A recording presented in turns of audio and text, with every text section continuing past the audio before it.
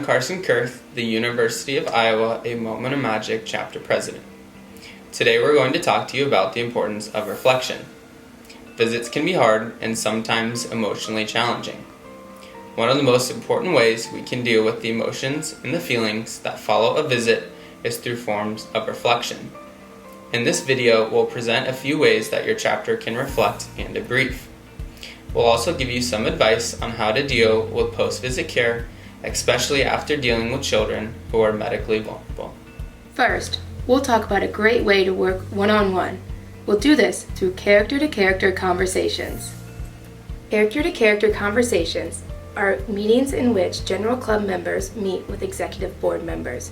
Oftentimes, we use these conversations to discuss particularly sensitive topics or emotionally challenging moments that came from our last visit.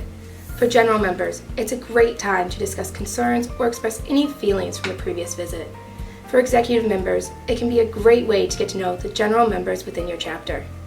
Hey, it's great to see you. You too. How are you feeling after your last visit? I'm feeling pretty well, I guess. How would you say the visit went? It went really well. We had Princess Anna there, and it was really exciting to talk to the children and parents about the new Frozen movie. Was that the most memorable part of the visit? Yeah, I think so. At the hospital, there was a little girl there who had to remain in her bed all day, and when we went to her room, her face just lit up, and I think that was the best part of the visit. I'm really happy to hear that. It sounds like you dealt with a lot of kids that were in the hospital for a long time. That can be really hard to process. How did you practice self-care after the visit? Well, on the car ride home, we debriefed and we talked about the best moments and the worst moments, and it was really enlightening to see that all of the volunteers had the same happiness and grief and feelings towards the visit. Amazing. Well, thank you for meeting with me today. Just let me know if there's anything else I can do for you. Okay, sounds good. Next, we're going to talk about reflection meetings. Reflection meetings are meetings that take place on the first of every month. They're a great source of debriefing because we get to do it with the entire chapter. Reflection meetings create a space for club members to discuss how we can improve our responses and reactions as a team, stay in character during visits, and how we can recognize the emotional weight of a Moment of Magic's mission. It all takes place in a safe, comfortable environment. Finally, a way to work alone is through reflection papers. A reflection paper is a type of journal assignment that occurs after a visit. It allows for a bit of self-reflection through writing. This should be a solo assignment to be done after a visit. Last Thursday's visit made me feel really sad. It's really rewarding to see the love and laughter we spread to the kids, but I'm having a hard time seeing how little energy they have when all they want to do is play with us. I think that maybe if I write out how I'm feeling, I'll understand my thoughts a little bit better. An important thing to note is that a reflection paper should be a safe space for your creativity. Whether it's poetry, art, music, or spoken word pieces, allow your members to find a unique outlet to express how they feel. While our job is so rewarding in a moment of magic, it can also be really hard. We deal with kids who have terminal illnesses every time we walk through the doors of a hospital or care facility. It's important to learn how to deal with seeing children in pain. So I know that being a magic maker has its challenges. Is there a moment that you can recall which made the experience of the visit all worth it? Yeah, so one time we went to Blank Children's Hospital in Des Moines, Iowa, and we were going on individualized visits, and it was Princess Anna and I and Giselle also, and we went into an isolated room, so we got on our PPE and everything, and when we walked in, you could instantly tell that this little girl was really sick. She was crying, she was in pain, but when me and the characters walked in, her eyes lit up, she was so excited, and I got down on her level, and you could tell she was a little scared at first to meet the characters, and I introduced them to her, and I said, "Do you want to sing songs with them?" And she said yes, and then after we sang songs, we had bracelets that we give to kiddos in isolated rooms and just on individualized visits, and it says magic is all around you.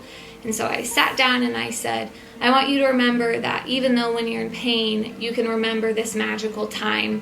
And she just got really happy, and I could tell that the visit meant a lot to her, which meant a lot to me too. How do you unwind after a visit? Well, after the first visit I went on, I called my mom on the way home to tell her how it went and kind of just talk about it, and then I went home and just relaxed for the rest of the day.